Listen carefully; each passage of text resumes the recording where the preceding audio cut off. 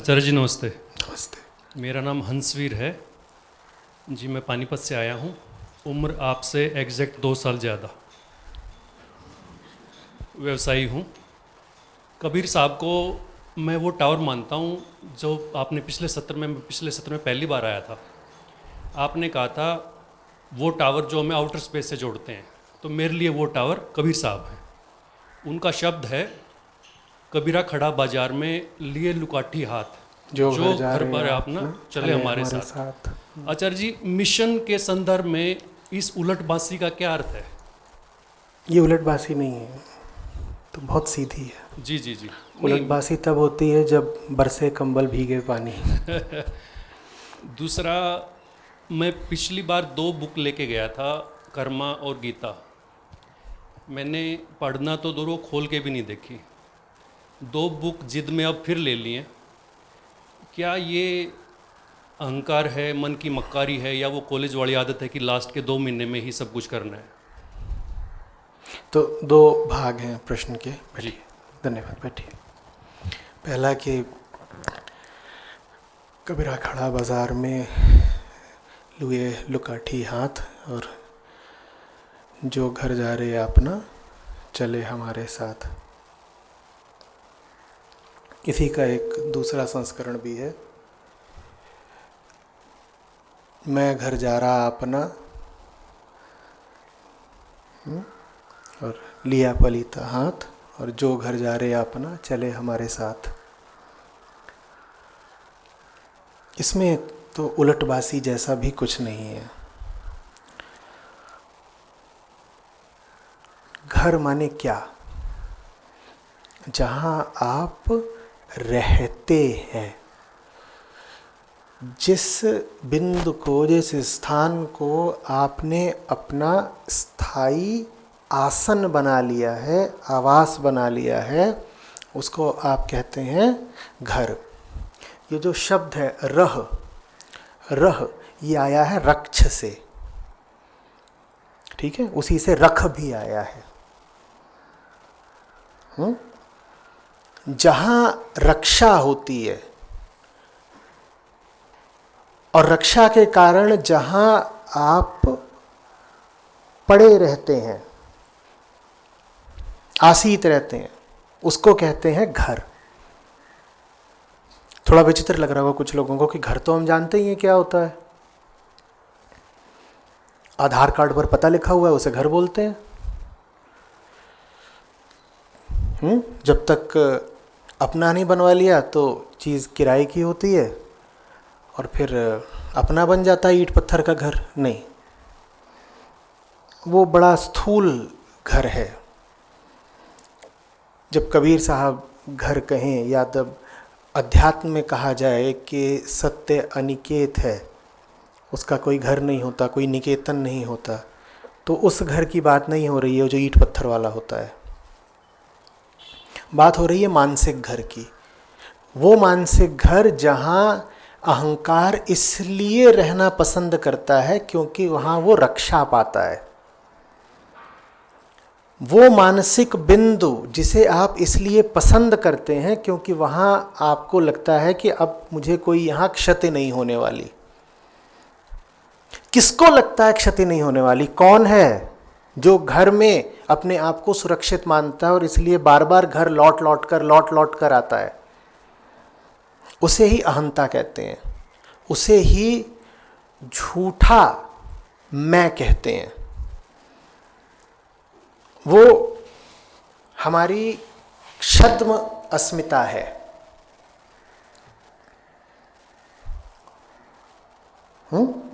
वही वहां रहना पसंद करती है। समझ रहे हैं बात को? अहंकार ठिकाने खोजता है, अहंकार सुरक्षा खोजता है।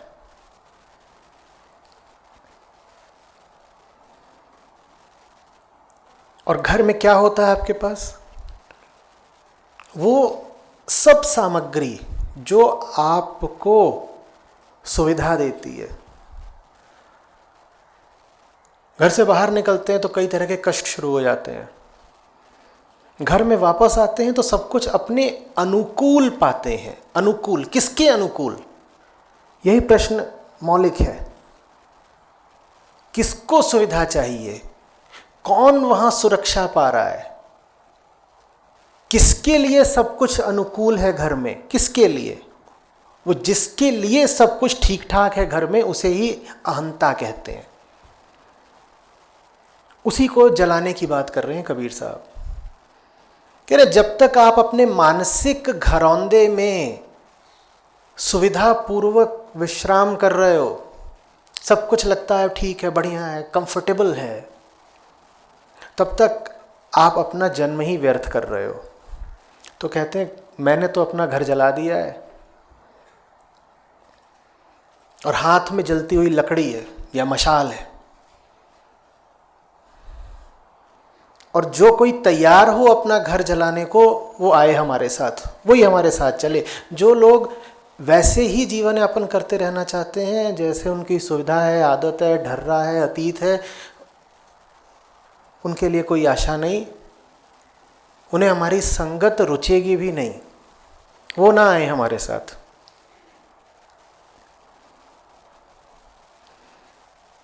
संसारी के लिए घर बहुत आवश्यक जगह होता है और सच्चे आदमी के लिए घर एक कैदखाना होता है। मैं फिर कह रहा हूं, मैं आपसे अपने ईंट पत्थर के घर को आग लगाने के लिए नहीं कह रहा, कुछ अनर्गल मत कर लीजिएगा। इसीलिए जब ये सारी बातें प्रकाशित होती हैं तो पहले उनमें एक बड़ा सा डिस्क्लेमर लगाना पड़ता है।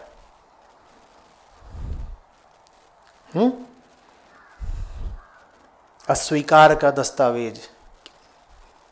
अगर आप हमारी कही हुई बात को समझ नहीं पा रहे हैं तो उसके परिणामों की जिम्मेदारी लेना हम अस्वीकार करते हैं, क्योंकि हम तो अधिकार रखते हैं बस उस बात पर जो हम कह रहे हैं।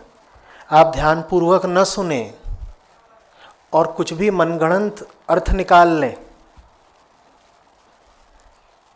तो हमारी उसमें जिम्मेदारी नहीं है।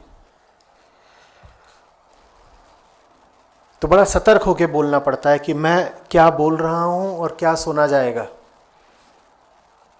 कहीं आज सांझी खबर ना आ जाए कि किसी का घर, कहने बढ़िया लंका दहन का वीडियो आ गया है, देखिए सब यहाँ राक्षस ही राक्षस रहते थे, लंका में हमने आग ही लगा दी। किस घर की बात हो रही है? मन का वो क्षेत्र। घर भी एक क्षेत्र होता है ना, घर का भी एक परिमाण होता है, एक एरिया होता है कि नहीं होता है? तो मन में भी एक क्षेत्र होता है जहां आप बहुत मस्ती से बैठे रहते हैं। जैसे घर में चीजें होती हैं जो आपको सुविधा देती हैं, आपकी पसंद का सोफा, आपकी पसंद की अलमारी, आपके पसंद के कपड़े, छोटी छोटी चीजें भी आप अपनी रुचि मुताबिक अपने घर में रखते हैं। चाहे वो गैस का बर्नर ही क्यों ना हो, दीवालों का रंग क्यों ना हो, बिस्तर की चादर क्यों ना हो, बाथरूम में शावर या बाल्टी क्यों ना हो, वो आप कहते हैं देखो मैं मेरे हिसाब से होना चाहिए। ये जो चीज है मेरे हिसाब से, इसको ही अहंकार कहते हैं। पूछना पड़ेगा ना किसके हिसाब से चला रहे हो? आप कहते हो अपने हिसाब से। ये जिसे आप अपना हिसाब कहते हो ये नकली है, क्योंकि वो आपका है नहीं, वो आपने भी कहीं से पकड़ लिया है। और इसका प्रमाण ये है कि जो आज आपका हिसाब है वो कल आपका नहीं था और आने वाले कल में भी नहीं होगा। पर आज आप कहते हो मुझे तो यही पसंद है, फलानी टाइल्स लगनी चाहिए, वो वाला मार्बल चाहिए मुझे। उस वाले मार्बल को अपने जीजा जी के घर में नहीं देखा होता तो आप बोलते लगवाने के लिए। दीवार पे पेंट का फलाना डिजाइन फलाने पेंटर ने आपको न सुझा दिया होता तो आप बोलते कभी कि लगा दो। शयन कक्ष में व्यवस्था कैसी करनी है वो आपने किसी फिल्म में ना देख ली होती तो आप बोलते क्या कि ऐसा होना चाहिए मेरा भी। पर अब वो सब कुछ देख लिया है तो कहते हैं मेरी पसंद मेरी पसंद। वो चूंकि आपकी है ही नहीं, इसीलिए समझाने वालों ने जोर दे के समझाया है। क्यों उसे अपना बोलते हो, तुम्हारा है नहीं। तुमने कहीं से सोख लिया और इतने बेहोश हो तुम कि तुम्हें पता भी नहीं कि तुम कहीं से सोखे बैठे हो। किसी और चीज को, किसी और की दी हुई चीज को अपना बोल रहे हो और अपनी जान, अपनी जिंदगी, अपनी ऊर्जा पूरी उसके पीछे लगा रहे हो।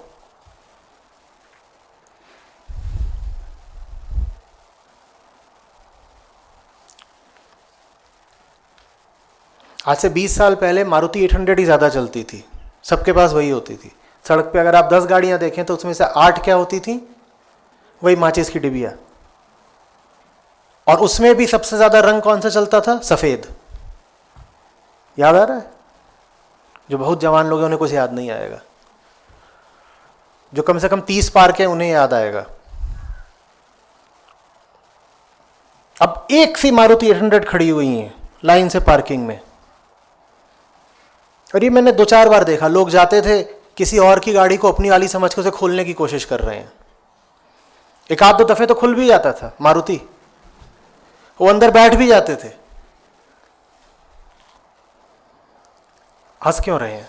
हम भी यही कर रहे हैं दिन रात। इसी को अहंकार कहते हैं। किसी और की चीज को अपना मान रहे हो।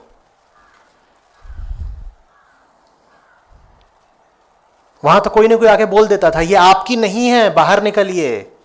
लेकिन हमने जो विचार, मान्यताएं, धारणाएं और भावनाएं पकड़ ली हैं, हमें कोई बताने ही वाला नहीं है कि ये आपकी नहीं है, छोड़िए इन्हें, बाहर निकलिए इनसे। इसलिए उस घर को जलाना जरूरी है, क्योंकि वो आपका घर है ही नहीं। तो माने वास्तव में जलाना क्या है? जलाना है झूठी चीज के साथ अपना रिश्ता। जो आपका नहीं है उसके साथ क्यों तादाद में बनाए हुए हो? मेरा है, ममत्व तो क्यों रखे हुए हो? उसी झूठे रिश्ते को जलाना है, किसी चीज को मत जला देना।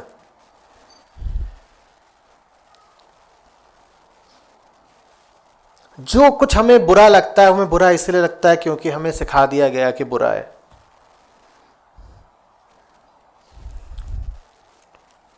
जो हमें अच्छा लगता है इसलिए लगता है क्योंकि हमने देख लिया कि हमारे आसपास वाले सब ऐसा ही कर रहे हैं तो अच्छा है।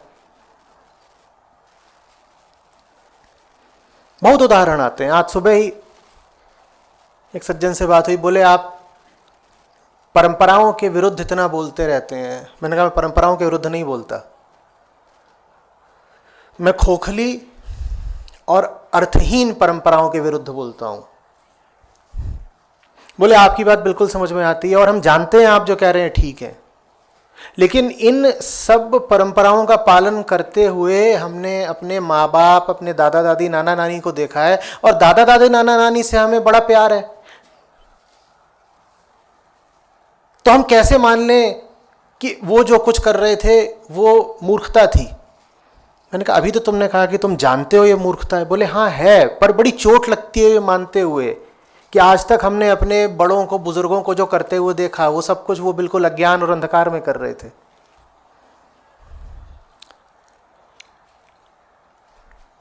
आप जो कर रहे हो वो इसलिए कर रहे हो आपने किसी को करता हुआ देख लिया है।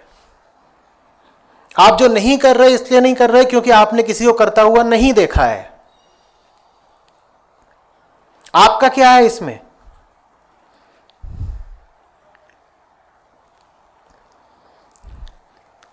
जो लोग शाकाहारी हैं वो अधिकतर शाकाहारी इसलिए हैं क्योंकि उनके घर में शाकाहार चलता था। ऐसा शाकाहार 2 कौड़ी का है। आप ब्राह्मण हो, आप जैन हो, आपने घर में ही यही देखा है कि कभी मांस के अंडा वगैरह भी नहीं बना तो आप नहीं खाते हो। कोई मूल्य नहीं इस बात का। और यही वजह है कि ऐसे घरों से निकले हुए लड़के लड़कियां जैसे ही हॉस्टल जाते हैं वो सबसे पहले बकरा चबाते हैं, क्योंकि उनके शाकाहार में कोई दम था ही नहीं। वो तो शाकाहारी बस इसलिए थे क्योंकि मम्मी ने हमेशा आलू और गोभी बनाया। हॉस्टल पहुंचते नहीं है कि तुरंत कहते हैं कहां है बताओ, चिकन की टांग दिखाओ। जो मांसाहारी है वो भी इसीलिए मांसाहारी है कि बचपन से ही देखते थे कि त्योहार में भी कुर्बानी हो रही है और त्योहार में भी, धर्म में भी मांस खिलाया जा रहा है, तो उनको मांस खाने की लत लगी हुई है। ऐसा नहीं कि उन्होंने भी बहुत विचार करके, बड़े बोध से, बड़े विवेक से निर्णय लिया है मांस खाने का। उन्हें भी बचपन से मांस खिला दिया गया तो खाए जा रहे हैं, जिन्हें नहीं खिलाया गया वो नहीं खाए जा रहे। कुछ भी हमारा नहीं। बच्चा पैदा होता है तुरंत बोलते हैं शक्ल बाप पर गई है। हमारी तो शक्ल भी हमारी नहीं, और फिर कहते हो मेरा मुंह मेरा चेहरा। आंखें मां पर गई हैं, आंखें ही ठीक हैं बस।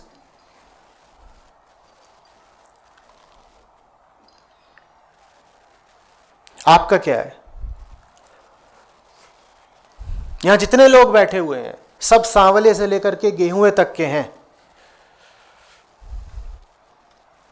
कोई भी बिल्कुल दूध की तरह गोरा नजर क्यों नहीं आ रहा?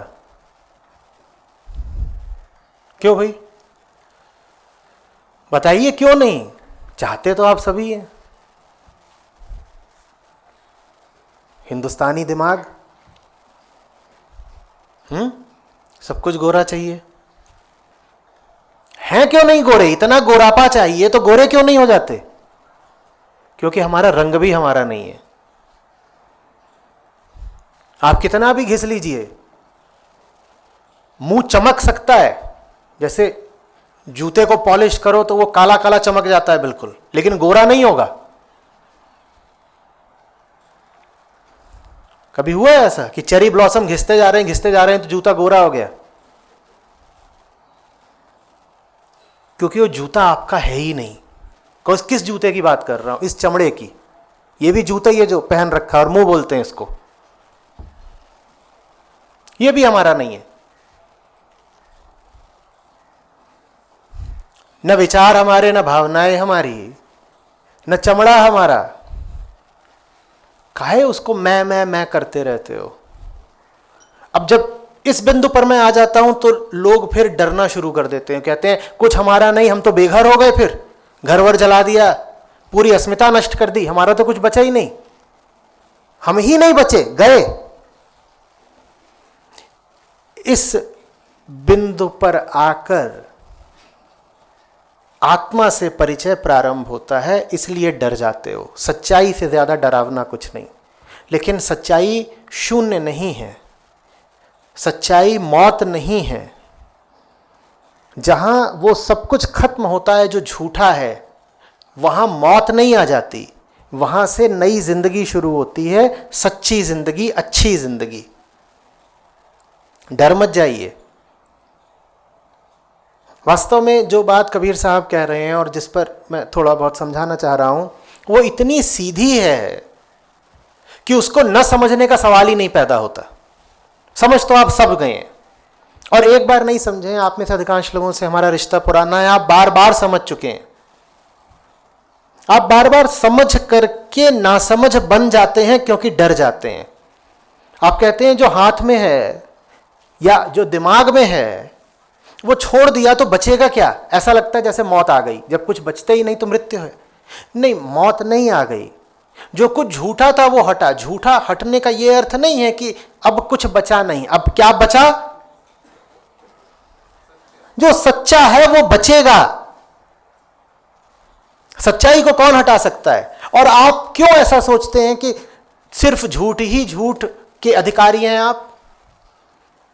जब आप कहते हैं कि सारे झूठ, सारी दुर्बलताएं, सारी मूर्खताएं अगर जीवन से हटा दी तो शेष क्या रहेगा? तो आप जानते हैं ना क्या कह रहे हैं? आप कह रहे हैं न मेरे पास कुछ सच्चा है, न मेरे पास कुछ सच्चा पाने की संभावना है। आप अपने आप को बहुत छोटा करके देख रहे हैं। आप अपने ही अधिकार से परिचित नहीं है। सच्चाई हक है आपका।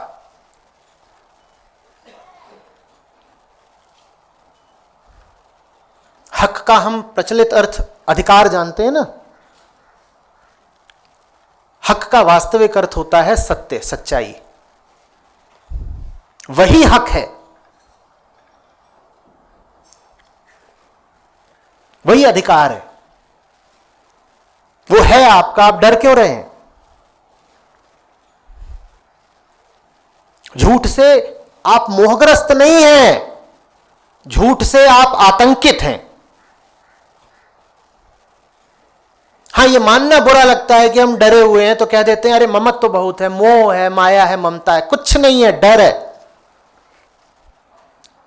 देखिए कैसे बेधड़क होकर कह रहे हैं, जो घर जा रहे अपना चले हमारे साथ।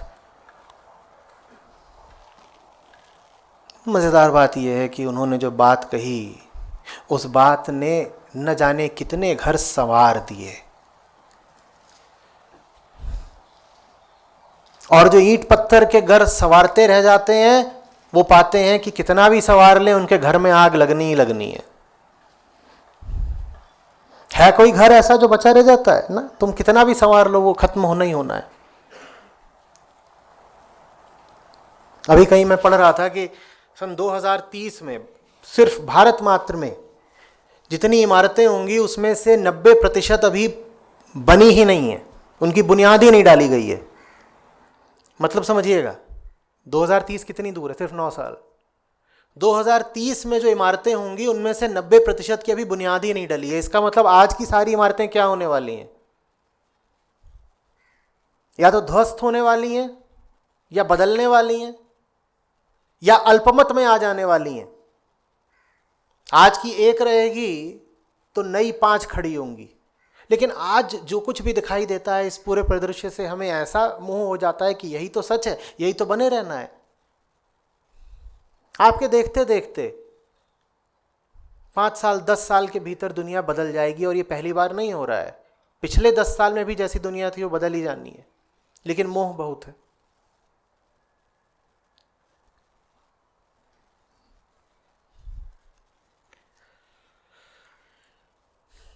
डर हमसे कुछ भी करवा सकता है।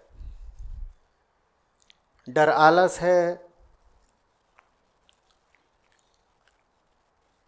गीता में जिसे षड रिपु कहा गया है, 6 शत्रु हमारे, वो सब डर ही हैं। हमारी मूल समस्या है डर।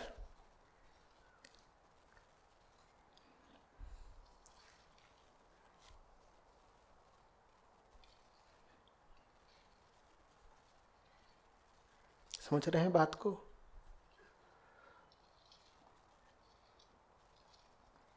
थोड़ा विश्वास तो करके देखिए, मिट नहीं जाएंगे आप। अगर आपने जो झूठ है, फरेब है, आडंबर, मिथ्या है, उसको मिटा दिया तो वो सब मिटेगा, आप नहीं मिटेंगे। आप हैं।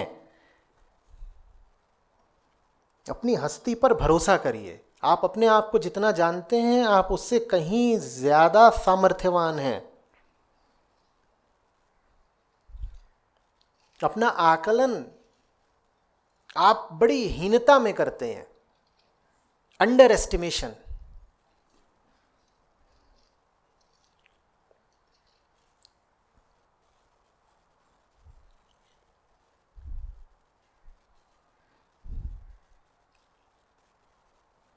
छोटे नहीं हैं आप, विश्वास करिए। उसी ऊंचे विश्वास को श्रद्धा भी कहते हैं। कि जाने दो जो जाता है, हम तब भी जी लेंगे और मौज में जिएंगे। और पक्का भरोसा है कि अगर किसी छोटी चीज को छोड़ेंगे तो कुछ ऊंचा, अच्छा और बड़ा ही मिलेगा। भरोसा पक्का है।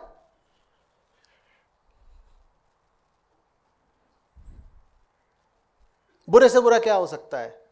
एक सही उपक्रम में शरीर को मौत आ जाएगी, यही होगा। वो भी बेहतर है एक क्षुद्र जीवन जीने से।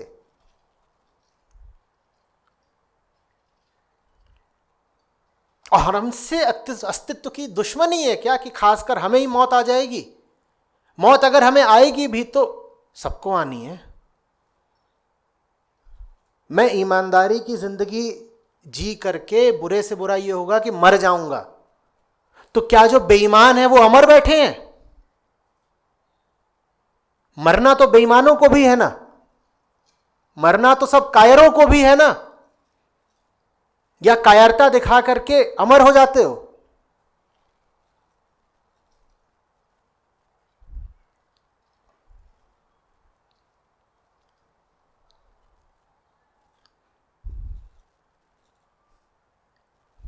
आचार्य जी, हम मरने से नहीं डरते, हम तो कई तरीके के कष्टों से डरते हैं। और हम अपने ऊपर वाले कष्टों से भी नहीं डरते। आचार्य जी हम बहुत अच्छे आदमी हैं, हमारे अपनों को कुछ नहीं होना चाहिए। अपने लिए तो मैं जीता ही नहीं हूं, मैंने तो अपनी जिंदगी दूसरों के नाम रखी हुई है, उन्हें कुछ नहीं होना चाहिए आचार्य जी, इसलिए मैं झूठी जिंदगी जीता हूं। तुम जैसी जिंदगी जी रहे हो इसमें तुम्हारे अपनों को भी क्या मिल रहा है? तुम्हारे जितने भी तर्क हैं एक कमजोर, झूठा, खोखला जीवन जीने के समर्थन में, वो सारे तर्क कितने बेबुनियाद हैं।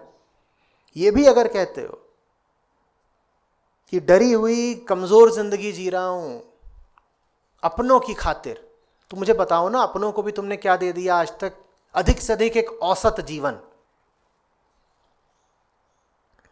वो जो अपने हैं ना आपके, वो भी एक बहुत ऊंचे जीवन के अधिकारी हैं, हकदार हैं, और छोटी जिंदगी जी करके आप उन्हें भी कुछ नहीं दे पा रहे हो, आप उनके साथ भी अन्याय कर रहे हो।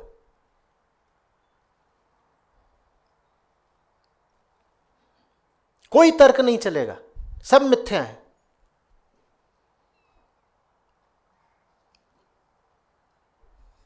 सच के खिलाफ कौन सा तर्क चल सकता है बताइए?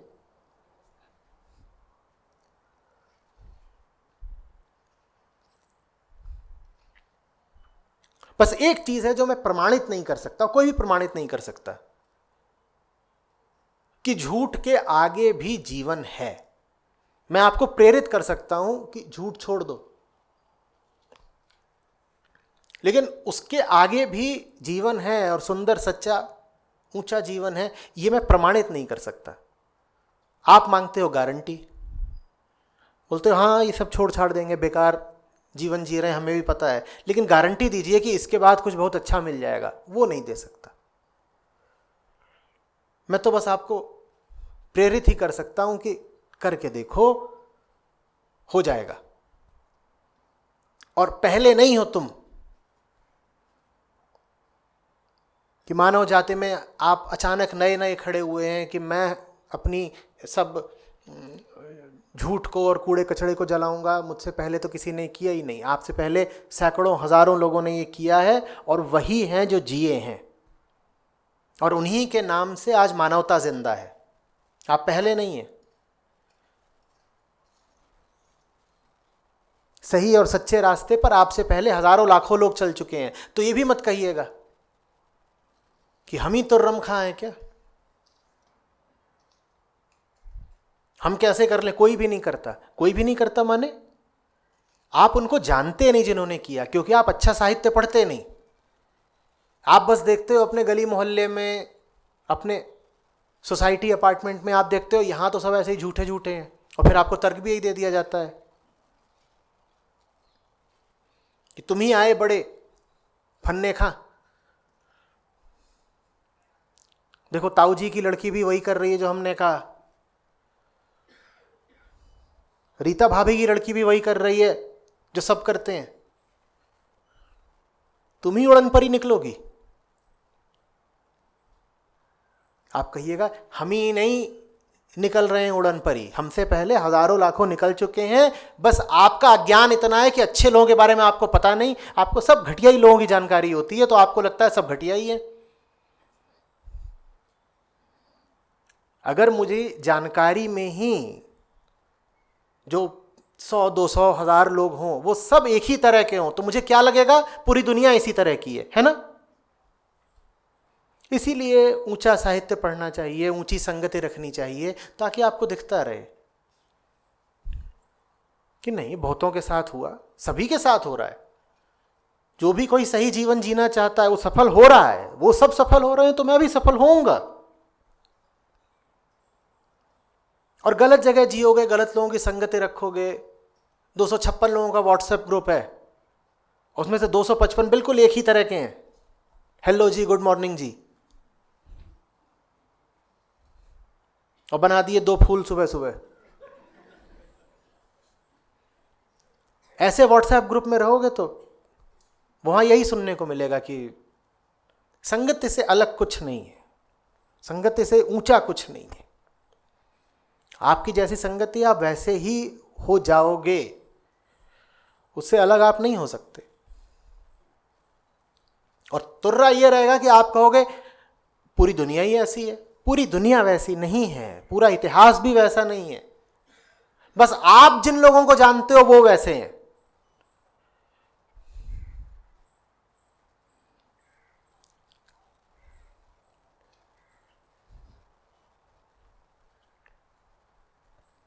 तो अपने तर्कों को थोड़ा काबू में रखिए।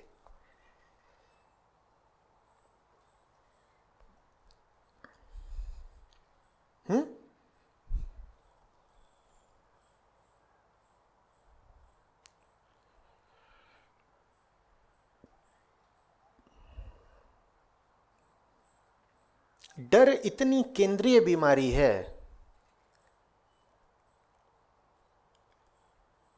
कि हमारे उच्चतम ग्रंथ भी ये नहीं कहते कि वो आपको मोक्ष दिलाने के लिए हैं, या वो आपके भीतर से मोह कम करने के लिए हैं, या क्रोध या काम कम करने के लिए हैं। वो भी ये कहते हैं कि वो आपके भीतर से डर कम करने के लिए हैं। हमारे चेहरों पे डर लिखा रहता है। किसी ने पूछा था मुझसे एक बार कि सुंदर किसको मानूं।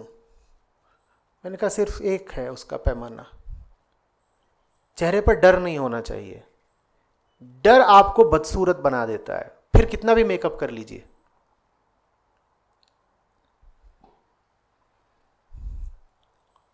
और जिसके चेहरे पर डर नहीं है वो सुंदर है। सौंदर्य की शायद इससे सटीक परिभाषा हो भी नहीं सकती। जहां डर नहीं है वहां सौंदर्य है।